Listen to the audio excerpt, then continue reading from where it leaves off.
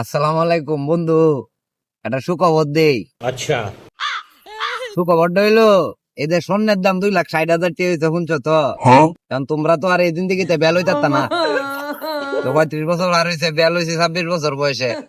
কারণ তোমরা যারা এই যে বউয়ের লেগে স্বর্ণ কিনবা, এটা করবা সেটা করবা করিয়া বিয়াটা করলা না, তখন তো মনে হলো যে দাড়ি মুছ পাইকে বুড়া হন লাগবো, বিয়া শাদি লইতে না। একটা বালা বুদ্ধি দেই, বুদ্ধিটা হইলো গার্লফ্রেন্ডের রাইতে 12:30টার সময়টা কল দিবা, দেখো বা আমি তোমরা বাড়ি তাইতাছি, না হওয়ার সত্ত্বেও যাইবা, পারলে ওয়ার্ল্ডিং গাইয়া জানলা ভাঙ্গিয়া কোনো মতে গেহাইরা কোনো ভাবে গার্লফ্রেন্ডের ঘরকে খুঁজবা। समझ गया।